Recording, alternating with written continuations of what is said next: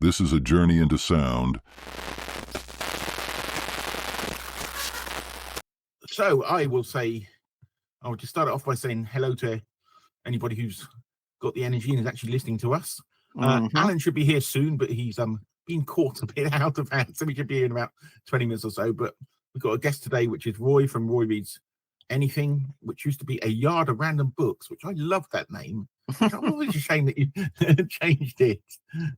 And he is the head honcho on Giant April this month, and which are various videos coming out from Roy, from Annie at Obscure Book Adventures. Obscure Book Adventures. For some reason I have real problems remembering the name of her channel. And some from me. I haven't done many this week, but I've got quite a lot lined up for the next week. Roy actually has just been to see the new Kong film. Yeah. With big monsters hitting each other, which I've not actually watched his video on that yet, but what did you think of it? Well, I enjoyed it. I wasn't expecting to enjoy it, because I don't really like just films that are so heavily CGI. Yeah. But I was had to drag myself to go to the town where the cinema is, and once I was there, did lots of other things that weren't going to the cinema. And then I went in and was thinking, well, let's just watch half an hour, get enough I can make some snarky comments based on the opening scenes. Then I began to really enjoy it. So There's a lot going on. It's like every film there's ever been combined into one movie. And it sort of keeps getting more and more absurd, and it's lots of fun. So apparently it's been quite a success. So I guess the Monsterverse will continue. Yeah, I saw the last one, which was versus Kong, which I didn't like the first time I saw it, but then I rewatched it and decided I did actually quite like it. Yeah, I've only managed about half of that. Too much C. Too much C. Yeah, I think monsters fighting monsters is bad enough. Monsters fighting monsters in the sea. To me, it's particularly it's just there's an illusion to this. There's a magic lantern aspect where if you stop and think it's just a load of pixels moving about, then the illusion is shattered. So in a way, they're not as compelling as the old days of Ray Harryhausen stop motion models. Yes, I know, it's Ray Harryhausen, genius. Like I said I went down a rabbit hole and started looking at dodgy monster films. And the famous The Asylum, who do all the Sharknado films, they've got one that I found, which was I've got it on the list over here, which is Ape versus Mecha Ape. Oh wow. Which is I assume is a nod towards Mecha Godzilla. And that was done last year. So I've got that on my list to watch. And I found Queen Kong. Have you heard of that one? I've heard of it. Yeah. What's the deal with that? Well, it's got Robin Asquith. If you're of an age, you will remember he was in the Confessions films. Yep. But this, from the bit I've scanned through so far, I'm going to sit down and watch it. Looks like Confessions of King Kong, because it's got. We even have the Kong seems to have breasts and everything. Oh. It looks really, really dodgy. That's what it looked. And the other one I found was The Mighty Gorga, which is either Japanese or Korean. I can't remember which. Yeah. Which has got the clip I saw is you had this all these obviously Koreans or Japanese people, and then you have this beautiful white woman with blonde hair in animal skins. And it's like, okay, so what's she doing there? so that would be an interesting watch. And I've got The Peking Man, which is apparently quite a famous one. Peking as in the place, or Peking as in Peking as in duck. Yes. Okay. It's called The Peking Man. I have a very dodgy copy of this I managed to find. It looks like it's been videoed from VHS and been re-recorded about 25 times, but it's just about watchable. These all sound like you're watching them so we don't have to kind of thing. Yes, it is a bit. And then I've got some normal ones. Alan's just appearing. And I've just been talking to Roy about some really dodgy ape films that I've discovered. Ape films. Ape films to go with Giant April. You know, I've done Of 8 course, versus it is. that I'm going to watch them, as Roy says, so nobody else has to. I've got 8 versus Mecha Ape, Queen Kong, which looks like a Confessions of a Big Gorilla with Robin Asquith, The Mighty Gorga, and The Peking Man. And I just found these really, really dodgy looking films. And as for good films to watch, I'm obviously going to watch the original King Kong. I've got Son of Kong. I've also got The Dangerous Game, which is related in the way that the sets from The Dangerous Game were used in King Kong. Right. And that is a film about a man who gets washed up on an island, and basically the owner of the island is hunting people. Oh, okay, one of those, yeah. And that was done the year before King Kong, and half the sets there were reused for King Kong. So I thought, it's Kong adjacent. Nice one. I need to ask an expert, so I've got the 2 experts in front of me. Is King Kong 2 any good? Was it the 70s one? Yes. 1976 one. Yeah. Oh, the 1976 one is my favourite version. Or do you mean? Sorry, no, because that's the remake of the original, right? Yeah. Sorry, no, King Kong 2. Must have the one with Linda Hamilton in from Terminator. Possibly. What year was it?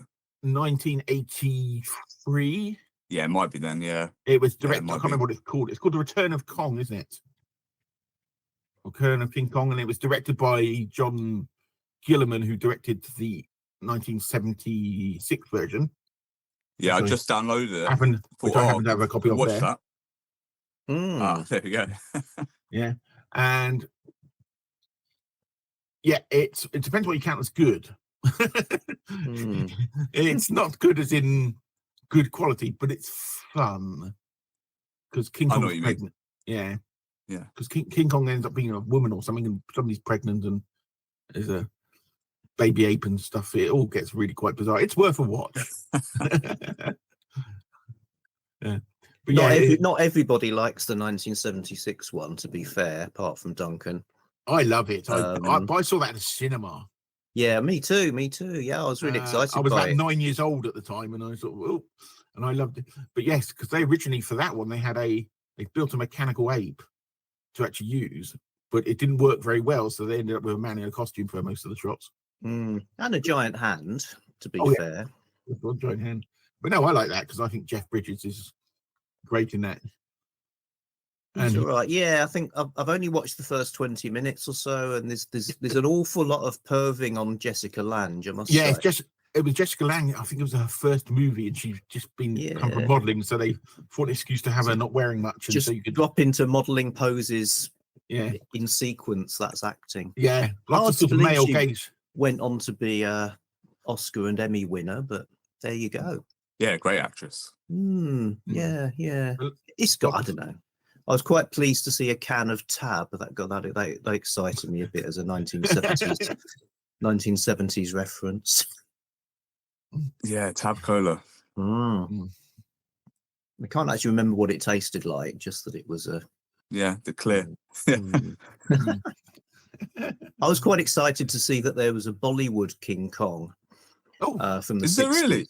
Yeah, but King Kong is a famous Indian wrestler. So it's that King Kong. I was hoping for a dancing ape. Not a giant ape. And there's there's a sequel to that, which is Tarzan and King Kong. And there's loads of Bollywood Tarzan movies, mostly completely bonkers. And again, that's the wrestler guy, though that does have an ape in it, but not particularly large.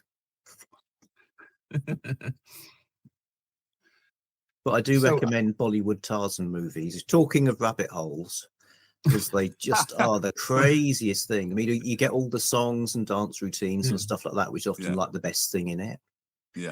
There's one where Tarzan is raised by elephants rather than apes, and to add to the sort of realism of that happening, you actually see him being suckled by an elephant. So, you know, if you like movies with lactating elephant nipples in them, filling the screen, that is one such movie.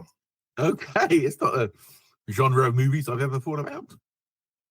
I didn't think we'd be going there, but Yeah, you know.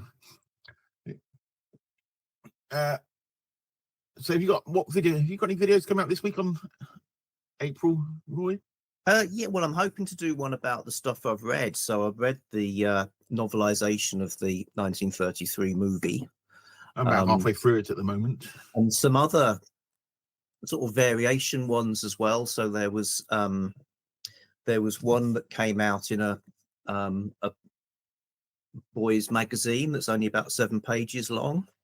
It's collected in this British Library. Mike Ashley collection. So read that as well.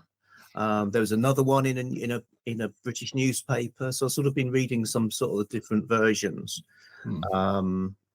I read the 2005 Peter Jackson novelization too. That's good. It's shorter than the film. Well, yes, but there's a prequel.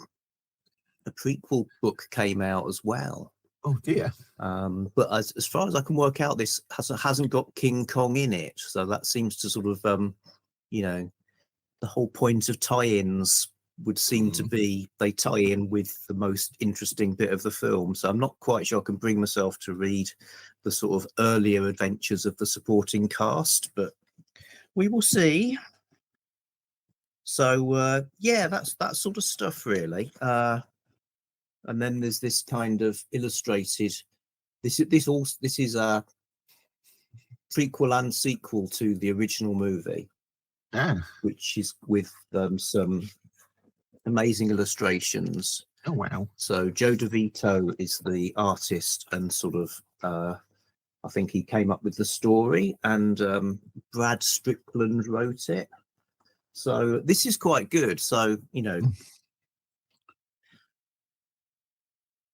this is fleshing out the tribal dudes that you see in the movie. So they're getting a backstory and a lot more humanity and a lot more than just being like dancing savages as they are in the movie. And then there's kind of like a what happens next sort of thing as well. So that's quite fun. So yeah, I've been all about the apes really. I must ask, you've just said fleshed out the sequel side of it in that book of the original movie. He was dead, wasn't he? Is he not dead? Oh, I mean, he was shot off the top of the building. Yeah, but then what happens to the body? Yeah, good point. And which is stuff like that. So yeah, which is where, because I'm going to be reading while I've partly recorded it, the After Kong Fell, Philip Jose Farmer sort of short story novella, which is really, really good, which is very hard to find, which is about a guy who is talking to his granddaughter, and his granddaughter is talking like King Kong about the films and that, and he basically tells her he's real and he was there when King Kong fell. And it's a really, really good story. Yeah. But it's really hard to get hold of. It was originally in some magazine somewhere, and it's been in about one collection. I think it's now in the best of Philip Jose Farmer. I think it could be in there as well. I've got a copy in another collection. But that was quite an interesting story. And because Philip Jose Farmer did quite a lot of sort of pastiches, did a lot of Tarzan stuff and Doc Savage, and he was really, really good at that sort of thing. So that's quite... I said the Giant Ape rabbit hole is a big, big rabbit hole. Yeah. And it's all Roy's fault. Yeah, as usual, I thought there'd be like about 3 books to read, but there's a whole world of stuff, isn't there? Yeah, because I've got because I said it's influenced everything. Like I've got a video on King Kong versus Judge Dredd in the 2008 in about, I think it's really early on story. Yeah, and it's like the 4th or 5th issue, right? Yeah, something like that. Yeah, it's really, really early. And it's and basically it's a mechanical Krong, and they call him King Krong, and it's just like it's just silly. It's not one of the best stories because early Dredd is a bit sort of thin on the ground. Yeah, definitely, plot wise, but it's it's 4 really pages, aren't they? Yeah, but there's quite a few of them. I managed to get hold of a copy of that because it ended up getting published in the States in the mid-80s, they did a thing called Eagle Comics. Some of the people who were running in 2000 AD, and they released loads of some Strontium Dog, and they did the Harry Harrison Saying Still Rat for President, which I've got copies of from theirs. So I managed to get hold of the one with King Krong in it, and they coloured it, which is compared to the original. No way. One. A colour version. A colour version. So I'm taking photos of that to put in the video, which is quite interesting. Yeah, that does sound interesting. Yeah. It's funny that it makes sense that they used Eagle Comics, obviously because the Eagle and America. Yeah. But obviously, by the time they released that over there, Eagle was probably going the way of the dodo over here, right? Yeah, I said they released loads chunks of Judge Dredd. I said they did Stainless Steel Rat ones, which I've got a copy of, some Strontium Dog.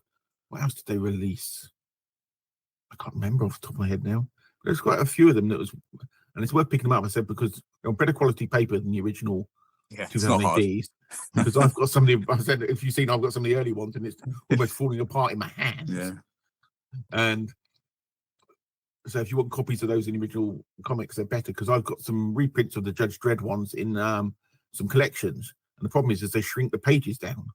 Yeah. Because they weren't A4. Yeah, they were in broadsheet, weren't they? They were just a size that's slightly bigger than A4. And obviously American comics are smaller. So when they've sort of reprinted them in collections, in trades and that, they've sort of shrunk the stuff down, which is fine until you get into some of the writing. You're thinking, see that with my dodgy eyesight? Yeah, they were very heavy on the inking as well back then, weren't they? So I don't imagine that compressing that's very, very good at all for the eyes. No. So what you got coming up, Al? Have you yeah, so hopefully my next video will be Do Androids Dream of Electric Sheep? So I've read that, and I've got a review coming up for that because I thought that was ridiculous. It's just so good. It is my favorite movie of all time is Blade Runner, and I own 4 different copies of it, and I watch it every year religiously. And this book is just better than the movie, and I never thought that would be the case. No, my argument is the film is actually a bad adaptation of the book, but the film is stunning. Yeah, I mean, I'd call it more like it's adjacent to the book, really, than a adaptation at this point, because there's half the content is obviously not in the movie. Yeah. But I think that helps the movie be more focused. Because I think that would be a nightmare to try and make into a movie. But yeah, I was blown away by it, to be fair. And you know, it's one of those things. When I was reading it, I was actually having a couple of really bad days, and usually that would really sour my reading experience. But this book was like a kind of a haven away from all of that stuff while I was reading it. Yeah. I just felt completely transported every time I picked it up. You've always got the normal Philip K. Dick things that halfway through the book you think, what the hell is going on here? And where did the hell did that come from? Every other page, usually. Yeah. Yeah, so that'll be the next thing, and then I'm just doing my Winds of Winter videos, because I'm determined that book is coming out this year. I've been saying it for 13 years, but you know, it's definitely coming out this year. Could happen. Yes. I'm not sure. Is he ever going to finish them? I don't know. He likes his script writing. That's the thing, is he goes off and does lots of script writing and stuff. Yeah, that's true. I own about 3 of the Game of Thrones books, but I've never actually read them yet, because I just keep looking at them thinking, can I really be bothered at the moment? It's a big commitment. It's a big commitment. And then you think, is he going to finish them? Who knows? Yeah. But then I'd like him to finish them, because at the end of the series was just like, what is going on here? I lost patience really with so many storylines. Sort of, it just felt like a narrative that was expanding and expanding and expanding. Yeah. So and now I'd have to pretty much start from the beginning if I wanted to read it. So, not sure. Yeah, it's not just you. I think most people that came off the series was in those last 2 books, because it just opened up such a wide angle. That it's quite hard unless you're going to spend a lot of time on it. It's hard to kind of pull all those threads together. It's a bit of an example of when world building goes mad and they forget about the characters.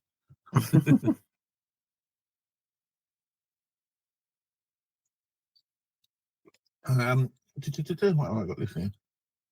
Oh, I was going to ask Roy.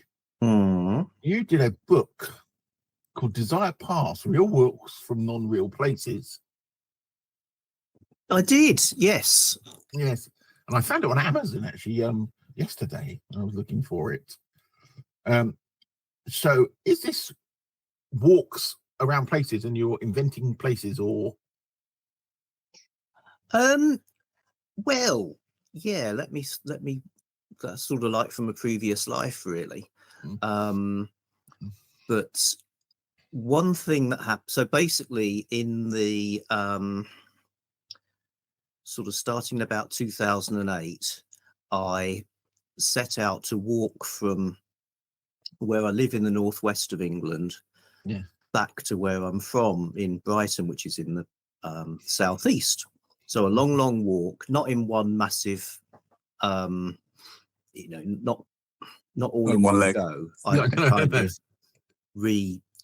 I'd walk to say Chester, and then I'd resume from Chester in a couple of weeks when I could do it. So I was doing that, and really got into walking and reading stuff, discovering there was this whole kind of set of ideas around psychogeography and things like that, and also sort of ideas of pilgrimage and stuff, and books like W.G. Sebald's Rings of Saturn. So I was reading all stuff like that and like getting into the kind of, I suppose, some of the sort of weirder perspectives on walking, and I suppose the idea of going to normal places and seeing them afresh in some way, which was quite appealing. And then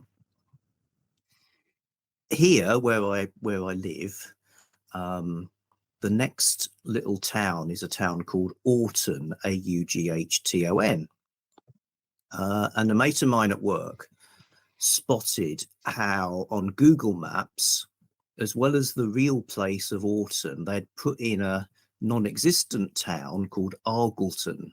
Okay, so Google Maps has a place pin, town name Argleton for some random reason, and because lots of databases use the same source data as Google Maps, that meant that this non-existent place was listed as having sort of shops and schools and all sorts of things. So it had this kind of real life and a real location, even though it didn't exist. So I thought, well, that's fun. So I walked one Sunday afternoon. I walked down to that. It's only a couple of miles, and then wrote a blog post about it that was quite sort of fanciful and quite interesting. Probably one of the best things I'd written by then. Which forgot about it. Then it got picked up in the local paper, and I was actually on the front cover of the local free paper, looking puzzled, looking at a map and stuff like that. And forgot about it again, and then that got picked up by, I think it was the Daily Telegraph, and then all of a sudden it was all over the place. Mike Nolan, the original guy, he was on a television thing. I did some radio, all sorts of stuff. And Argleton became this myth, because the likeliest thing is it's inserted as a sort of copyright marker. So a deliberate error in the map. So that if people rip them off, you can see that they've done it. And apparently A to Z do this. There's a few of the A to Z maps have got like non-existent little streets on them called trap streets. So that's one theory. There was all of that, and the pub brewed Argleton beer and stuff like that. So I suppose that was walking to a place that doesn't really exist. And then I did other things like that, sort of mapping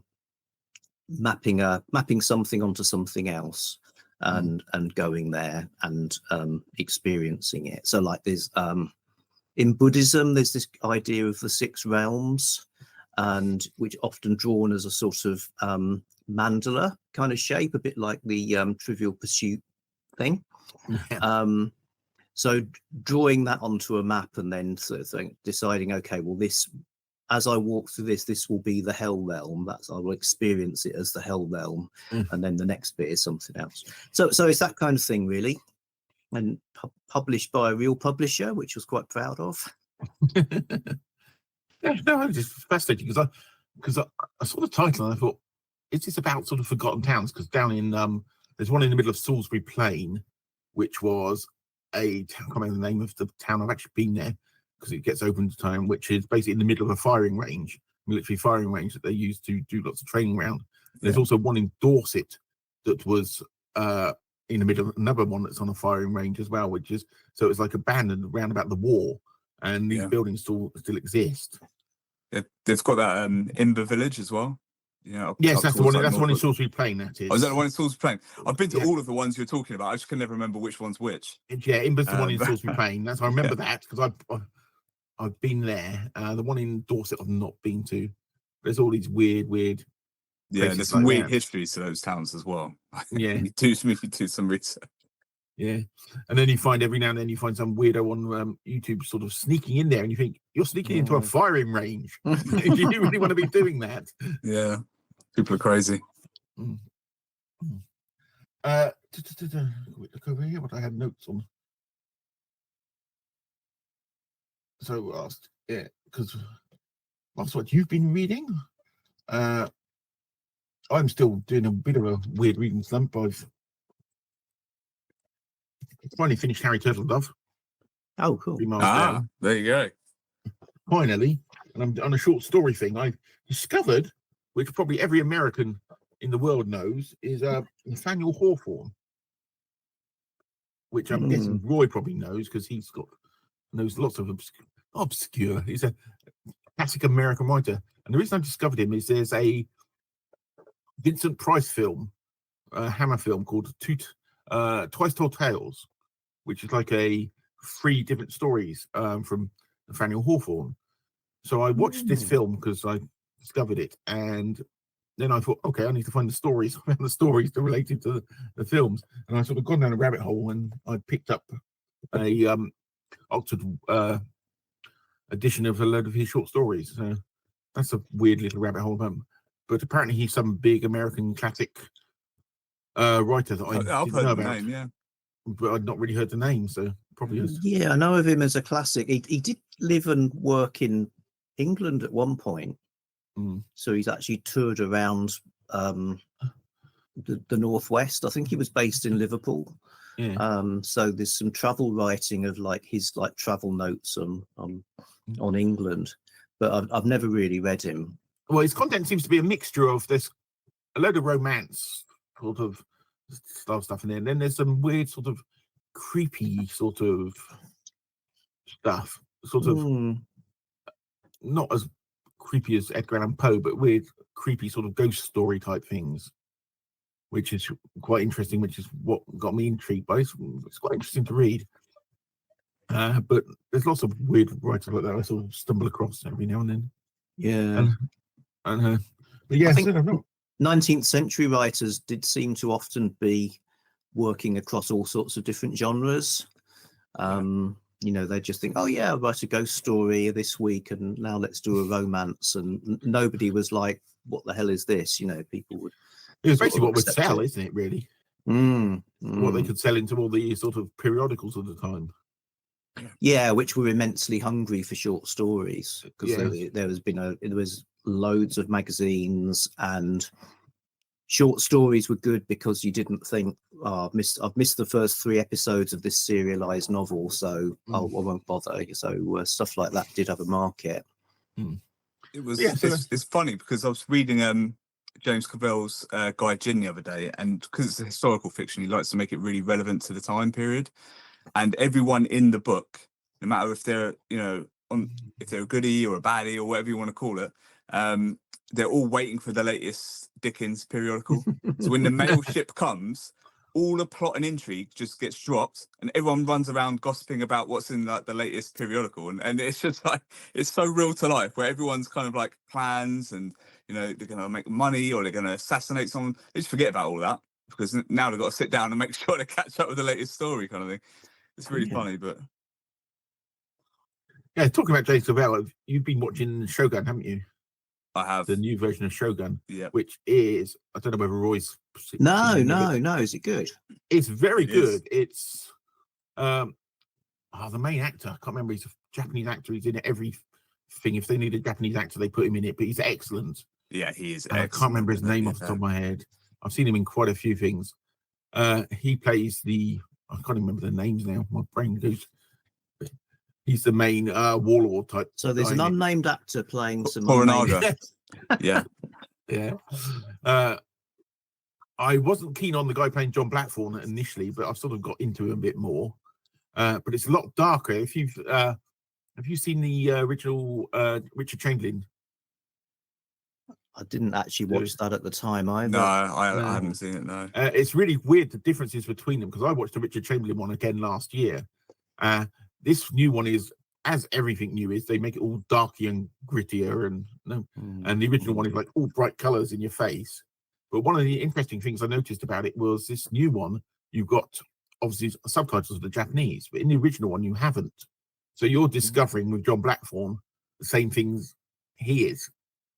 Whereas this one you get all the translations beforehand, which I thought was quite interesting, different sort of point of interest. I'm not sure which version that worked best for it, but it was just quite strange. But I said they've done a really good job. They've spent a lot of money on it.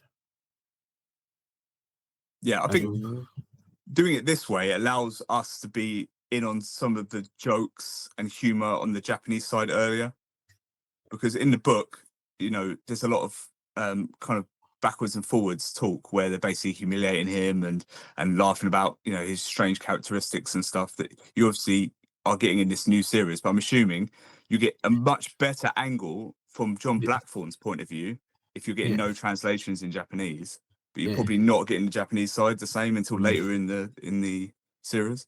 Yeah, well, apparently in the original one, most of the Japanese actors couldn't speak English. Oh, okay. And even when they were speaking English, they were just reading it phonetically, what they were given in front of them. So, which I always found quite bizarre. And also had a lovely score by Maurice Shah. So, yeah, but I think the series is very accurate to the book. Obviously, it's not going to have everything that's in the book. I mean, the book's even in hardback's over 1,300 pages, I think.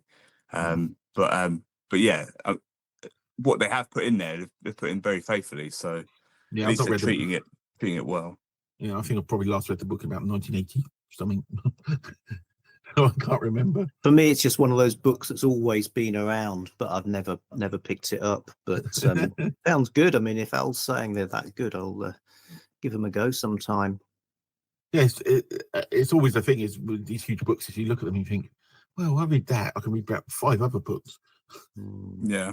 But Al's trying to sort of corner the market on huge books this year, as far as I can work out. I don't think he reads anything below 1,000 pages anymore.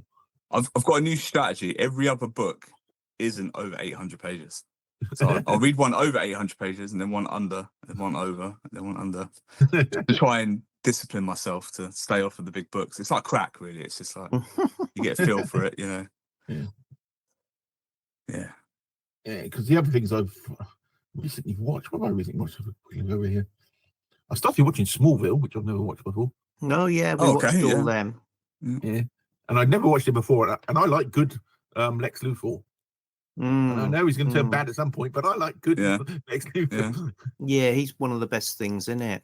I know he's really, really good. Actually, I'd say he's probably one of my favourites, because I've just been through. I watched all the original Christopher Reeve Superman films, and suddenly realised I'd never seen the 4th one, which is the one when Cannon brought it and didn't have any money. It was like is it Against Nuclear War, that one or something? Yeah, that's terrible. I've only watched that one once. It's the only one I've only watched once. I watched it the other day, and what happened is apparently Cannon brought it. They all ran out of money, and then they shot most of it at Milton Keynes, and some of it looks like Milton Keynes. Smallville's okay. I mean, yeah. By series 10, it's a bit like I'm only watching this because I've already watched the previous ones. But we started Lex Luthor guy. What's his name? The Lex Luthor actor. The guy from Imposter. Yeah. He's got a really good podcast on YouTube. Michael Rosenbaum. Michael Rosenbaum, Yeah. yes, he interviews people. He's really funny. He Oh, also yes. got a comedy show called Impastor that's quite good as well. He's long. He's I don't know if you can hear Long. Jenny. Yeah, his we can hear long the thing Yeah, is we can hear. called Inside of You with Michael Rosenbaum. Excellent. Yeah, it's very But I good. said- It's well worth watching. Yeah, He he's has probably the hair, best thing in apparently. He does have hair. Mm. Yeah, it is. It makes me miss episodic television. Mm. You know, when you have a nice little story every week, and not everything goes on forever and is an arc. I know later on, I'm guessing it probably all goes down to Lex Luthor turns evil when it all carries on, what have you. But I'm quite enjoying it to start with. When Yeah, you watch lots and lots of it, you notice weird things like in Lex Luthor's mansion, there's a glass coffee table, and people are always being thrown onto this glass coffee table, so it breaks. So it's like they get through about 20 glass tables. Yeah. But my thing about it is, you know, Clark Kent, he's on his farm there and he's pushing posts in and playing basketball ridiculously by himself and whatever. And you're thinking, but there's a main road behind there. I can see cars go along it. How has nobody ever seen you do this? It's just a point of reference there. The Smallville actor, the gent that plays Clark Kent, he is in what I consider to be maybe the worst horror movie I ever saw, which was that remake of John Carpenter's The Fog, and it's an absolute stinker. I mean, it's really, really bad. It's I didn't even know they remade it. basically unwatchable. It's like it's like an episode of Smallville that they took away because it was so poorly done, and then they decided, oh, you know, we'll make that a horror movie down the line. We'll just recut it or something. I don't know. It's bizarre. It's really bizarre. So I always thought the original Fog was a bit of a letdown. Well, it's an absolute 5-star masterpiece compared to this. Yeah. I've seen Jersey Shore Shark Attack with Mm. the cast of Jersey Shore. So you know, yeah. it's Talking just of all horror that. films, have either of you guys seen a British one called The Ritual? I think it came out in about 2017. I've heard the name somewhere, but Is it Anthony Hopkins? No, that's the right. It's Rafe Spall is the main guy. There's these 4 hikers go into the woods in Sweden. I'm only saying that because I read the book and really loved the book, and I'm thinking, oh, do I want to watch the film? Will it be a disappointment? I'm really glad I hadn't seen the film first. Yeah, Yeah. it's always a bit of a. that's what I was going to say. The Trolls counted in Giant April. Oh, right. I was saying, because I was an excuse to watch Troll Hunter again. Yeah, are they hairy trolls? Or what are we talking about? No. If you have you ever seen Troll Hunter? No. It's like a good found footage film about this guy who hunts trolls and in Norway, and all these trolls live around, and it's basically these people discover it, and he hunts trolls for a living to stop them invading bases. And it is, they obviously didn't have much budget, but it's a really, really It's a good film, and they're documentary. huge. But it's yeah, you know, like found footage films can be a bit dodgy, but this is really, really good. Well, the trolls in Tolkien are pretty big, so maybe you can bring in the Hobbit Yeah, but then I movies as thought- well. Yeah, I but thought- they'd be useless because you'd put a curfew on and then no one would get hurt. They'd all just turn to stone. Yeah, all the random stuff. I also watched Halo, which I actually quite like, and nobody else seems to. But I've just not started watching it, to be fair. yeah, it's Mm. yeah. I think people expect it to be like the game, and it's nothing like the game. But it's a bit too. You just Uh, hoped it'd be like Rogue Trooper.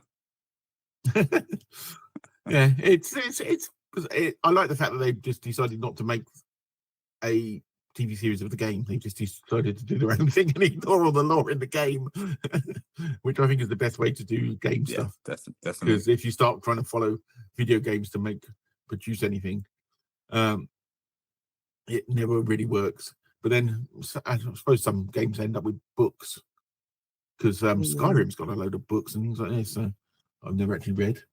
I've read a few books based on games for Garb August, for the Garb August events. They're not too bad. Mostly they use veteran writers. They've got a bit of spare time, you know, so the writing's decent enough. It's just whether or not you can actually get behind what you know, the characters and the plot and stuff like that. But yeah, they tend to be fairly standard 2 and 3 star books. Yeah, it's always what limitations have been put on the writers as well. Hmm. Which Yes, is I always suppose they can never make big changes, can they? No, they it's always tend to just stick with like smaller characters having their own stories, and it's like off spin-offs and stuff like that. So Oh, I see. So like expanding the world, banded universe stuff, yeah. similar to what like Star Wars did in the 90s and stuff. Well, if you look at the original Star Wars comics, what's funny about those is they weren't allowed to change anything, and they obviously wanted things like Luke Skywalker fighting Darth Vader. So there's a cover of one of them that's got Luke Skywalker fighting Darth Vader, and in the end you find it's somebody pretending to be them, and it was just and they just put it on the cover to grab people through, and there's stuff like that all the way through them. But you still can't beat Jackson, the 6-foot bunny in it. I think Star Trek have got a good approach where they say pretty much do what you want, but they don't count as canon. So not Star Trek books can do all sorts of crazy stuff, but the filmmakers reserve the right to go somewhere else. Yeah, I think that's the best way of doing it. Just let people do what they want in some ways, because that's when you get more interesting ideas. I'm sure it doesn't hold up anymore, but that is it the 7th Star Trek movie? Is that the one, Generations, where they had Kirk and it was the Next the one Generation with, cast and the original cast. That's the one with Malcolm McDowell, isn't it? Yeah. I thought Quite like that. Yeah, I thought that was the absolute best thing to happen at the time, because it was growing up having all of the original movies, but then whatever year it was, 89 or whatever, when Next Generation started, I thought that was really good as well, and I thought it was really odd in my head that the two never met. So when that movie came out, I thought that was the best thing ever. But I don't want to go back and spoil that for myself in case it isn't as good as I remember, because I remember it being the greatest movie ever. Because I was like 13 or whatever when it came out. But yeah, I'm scared to go back in case it's not the greatest movie ever. I think I rewatched it last year because I've got them all. Generations, that's what it is. Yeah. And it's a watchable film. It's not the worst of the Star Trek films by any shake. Okay, let's go there. What is the worst Star Trek movie? The worst Star Trek movie? Nemesis. Yeah, it could be. It has a really bad beginning, Nemesis. I remember trying to watch it recently and thinking, I don't think I want to watch this. Yeah. It's it's just like an episode, really, and not a particularly good episode. So it's like, why make this as a movie? Yeah, that's the people always state that the William Shatner's directorial one, The Final Frontier, is. I watched it recently. I thought it was fine. It's good. But what's really interesting, if you read, I've got his book about making that film, and basically what kept going along is he'd go along so far, and people kept pulling his budget away, and there's some scenes in there that they were meant to have like all these big exploding rock monsters and things like this. They ended up he had one, which was a man in a costume and things like this. So once you read that, you look at it in a quite different light. We watched all of the original Star Trek movies in a cottage in Blair Athol, actually, which is a good way to watch them. But there's certainly scenes in some of them that are just a bit cringy, really. I like the very first one better than the Star Trek the movie. Yeah, I love more than lots of people, because I know it's got these loving, like you're just watching a starship moving out of a dock, and it's like quite glacially paced. But I sort of thought, well, you hadn't had any Star Trek for years and years, you know, so having something that's basically like a visual love letter to Trek, why not? My argument about it is the fact that they made a film that was cinematic. They weren't making a TV series, and I think that's why everything's slow and everything's big. And it came out 79, wasn't it?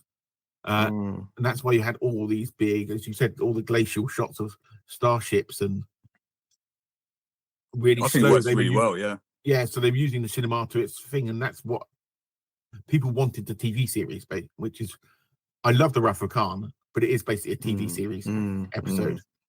Yeah, that's one of my favourites, actually. Yeah. When they re-released the Star Trek the movie at the cinema, I think it was the year before last. Yes, I saw it. They just touched it up and given it touched up the sound and the colours. I think it was like gave it a HDR treatment or whatever. I went to watch it in the cinema because I hadn't seen it in a few years, and like you were saying, those shots work perfectly for the cinema. They work absolutely lovely, and if you just take it as its own movie, it's absolutely fantastic, really. Yeah, 'cause they showed it. They showed it here as well, and they actually had the Wrath of Khan following it in. So I went in there and sat in cinema for about 5 hours watching them, because they also added some shots that were originally cut.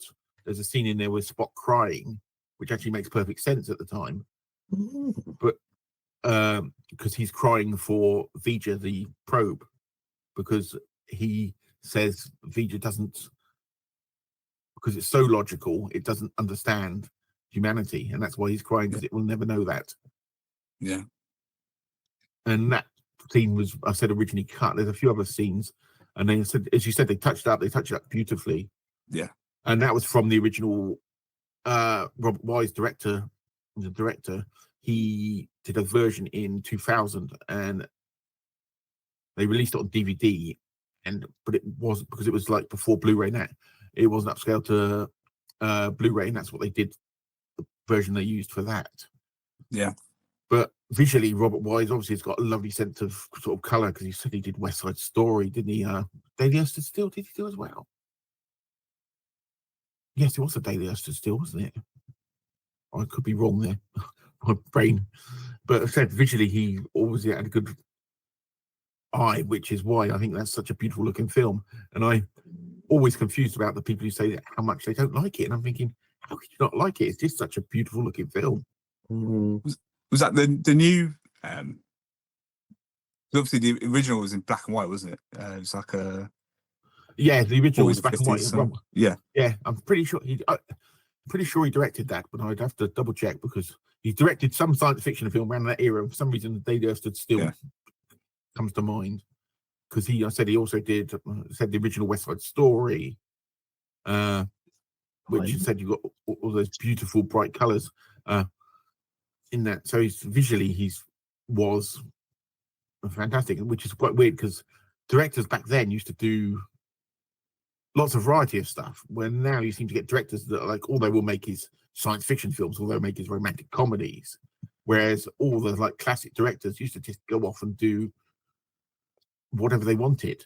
And it wasn't always about the director. A lot of the time it was about the producers, and they would just like, the producer would want to do these sort of films, and they just sort of find some random director to do it.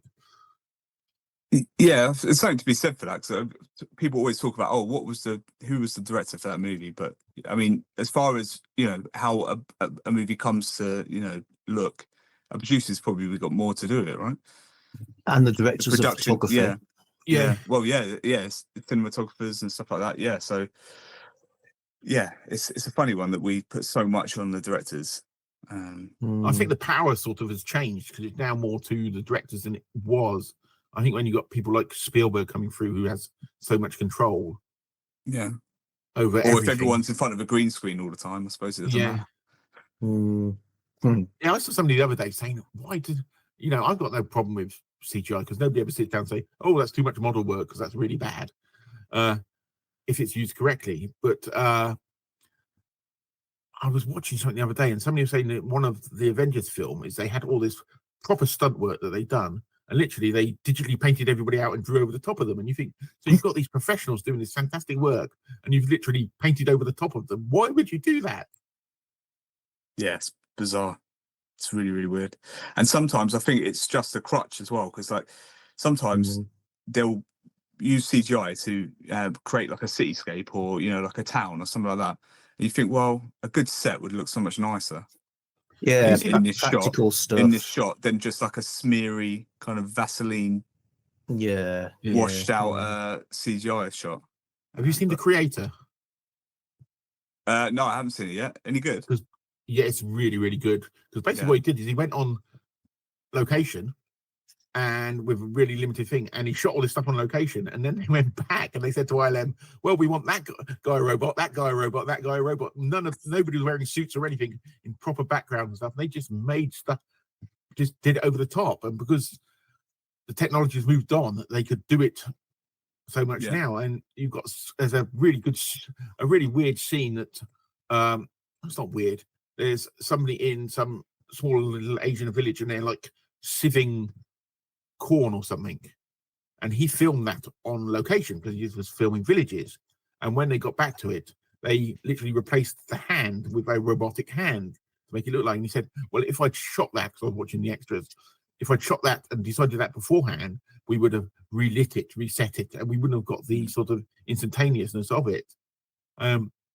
It's worth watching for that, just because it feels more immediate than a lot of ones that are overly planned.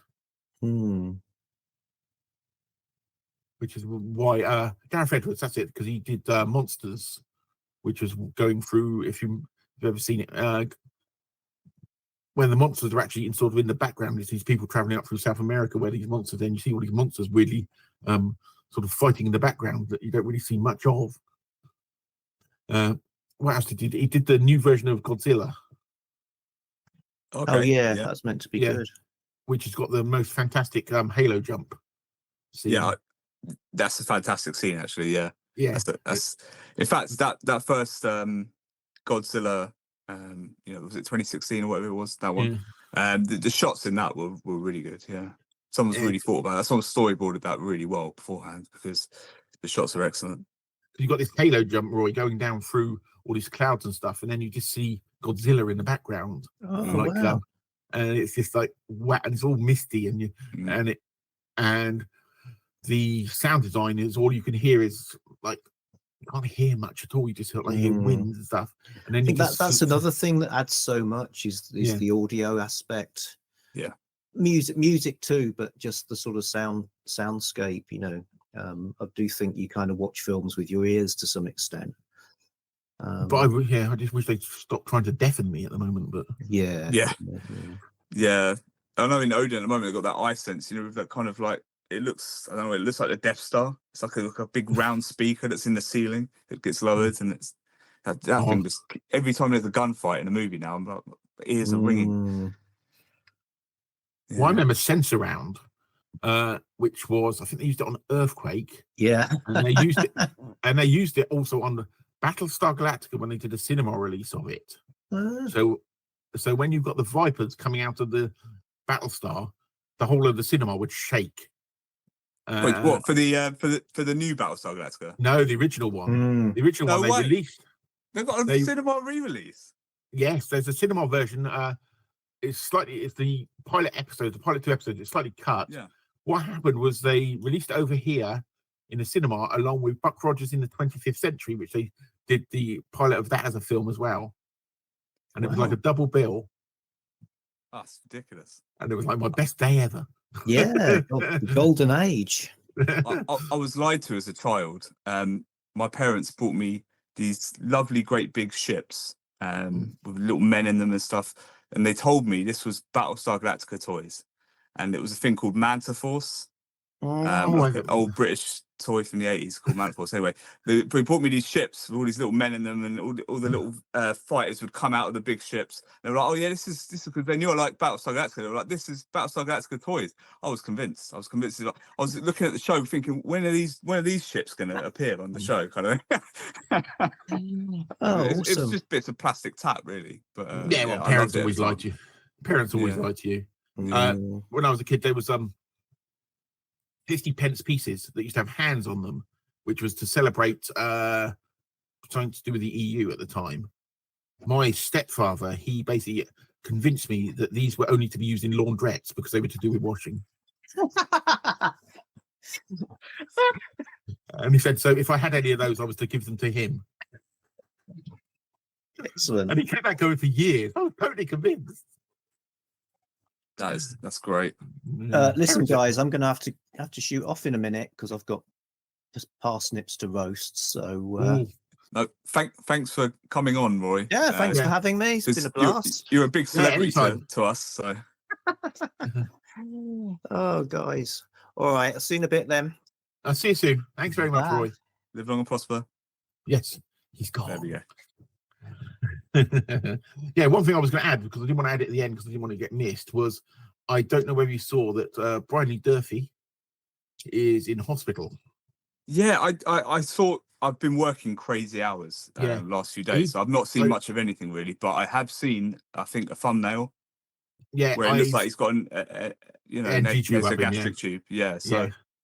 He, as far as I know, he was something pancreatic, and basically he woke up in pain and then ended up in hospital and operations, and they really did think he was going to die. Yeah. And Pancreatitis, is it? I don't know whether it was. I think he basically full organ failure by the sound of it. And he's done 2 videos wow. since then, the lunatic. And he's I said he's done 2 videos, and if his sister is doing, because of this absolutely bizarre American health system. Yeah. His he's probably looking at a big bill at the end, isn't he? Yeah, because he's going to have rehab and what have you. I think even if you've got insurance, it's a problem. So his sister set up a GoFundMe, even though he's not particularly worried about it, which I'm going to put a link to at the bottom under this if anybody's interested. Because Brian's a good guy, does some good stuff. And yeah, that'd be a real shame if he's left with a big bill at the end of this. Yeah, and I think he's going to be lots of rehab, but he does these weird videos he's been doing from his hospital bed, and he's there with still going on about his books by Simon & Schuster on the Saga Press. I'm expecting the next one for him to have copies of the books there. Yeah, Saga are getting a good shake out of Brian, to be fair, yeah. But yeah, I just wanted to mention that just in case I mentioned it at the end and people may not have got to the end. Yeah, no, it's definitely worth putting out there, yeah. Poor Brian. Pancreas is a funny one. Is it even an organ that can be replaced? I mean, you can live without one because they can give you drugs for it. Right. Yeah, because I'm assuming it's hormone replacement. Yeah, it's all hormone issue, right? Yeah. So because so you can live without one, because when I used to play rugby, that's the thing everybody used to scream at people: rip his pancreas out, he can live without it. A bit extreme, but I suppose rugby's, that's what people used to shout. Yeah. He's moving too fast, rip his pancreas out. Yeah. But yes, so yeah, poor Brian. Hopefully he'll be on the mend soon, but I think it's going to be a long, long road by the looks of it. I said he's done 2 videos from his hospital bed, which is like, and he does not look well, poor man. But then he's got an engine tube up his nose. He's attached to everything.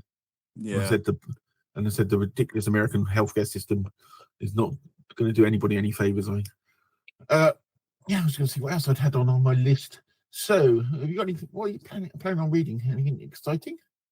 I'm right in the midst of another big book, Duncan. I've got another 1,000-page tome on the go. I'm about 700 pages in at the moment, so that's the second Malazan book. Yeah, so I'm doing that at the moment, but I've got some Conan coming up and some Poirot, some Agatha Christie. There'll be probably the next couple of books I'll get to. I just need something to cleanse the palate after another 1,000-page book. So yourself? I've got the King Kong stuff. I said I'm a bit of a short story fest at the moment because I'm still having problems getting my brain to work. I'm trying to start Bradbury's Seeing the Body Electric, which is another collection of short stories of his. I've also got a book of his. I can't remember what it's called. It's on my shelf over there, which is I don't know. It's on the shelf over there. I can't remember what it's called. I'll probably put a little text below. Those are the corgi covers, right? Yes, these are the corgi ones. I've probably got about 10, 11 of these. And I'm going to do a video of these because there's bringing out 30 in total. And this random thing, this font here is called Thalia, Thalia, and it's a Victorian font. Only in the 1970s would you get purple covers with a Victorian font. Only in the 1970s would people do that. Yeah, I've got one of his books in those covers. So he must have been exclusively signed to them for a while, I think, because I think there's quite a few of them in there. Yeah, but I've got another book of his that he published in 1999, which was a amalgamation of a story he did many years before. And from what I can work out, it's basically the Addams Family that he wrote before the Addams Family existed.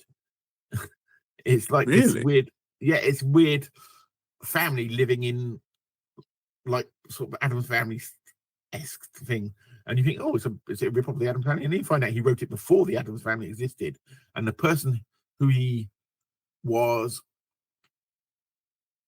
throwing around ideas with went on to do the Addams Family. I need to look into the whole history of this because it's quite interesting. But I'm quite looking forward to reading that because I love Bradbury's prose now. So I just love it's just beautiful writer to read no matter what. So that's probably I'm not going to put any pressure on myself. I just got some more Kong stuff that I'm doing for April that we talked about earlier. I've got some loads of really, really bad looking ape films I'm going to be watching so that nobody else has to put themselves through it. I might even put my wife through them as well. I said, "Do you want to watch these with me?" And she goes, "Maybe." Yeah. She doesn't want to be mean, but at the same time. Yeah. Like she watched the original King Kong with me and stuff like that.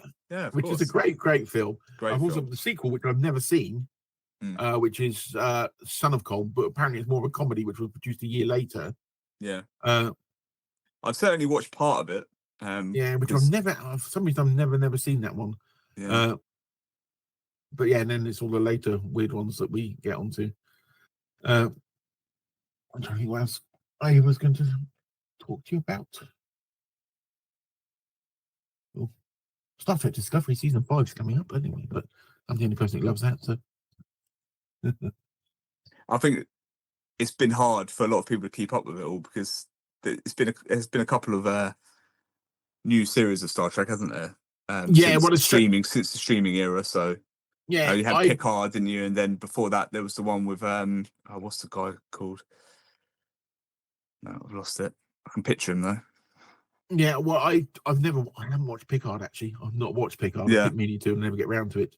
I sort of did it backwards. I watched Strange New Worlds, which is got the Anson. I'm trying to think of the actor's surname. The guy that was in the Inhumans, weirdly played Bolt in that, and actually appeared. But he's really good in it. He's playing Captain Pike. So I watched that, and then I went back and started watching Discovery.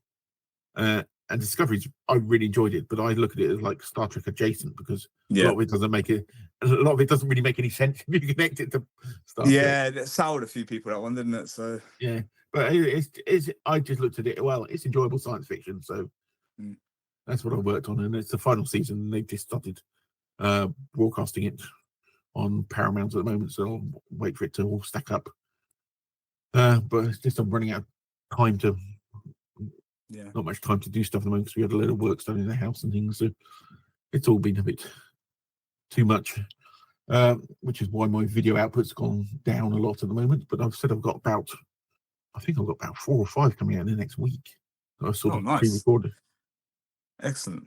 Which is like I've got I've got the Krong one with Judge Dredd, which I've just got to take some more photos of some of the stuff. When I've watched the 8 films, I've already recorded a bit of it on something.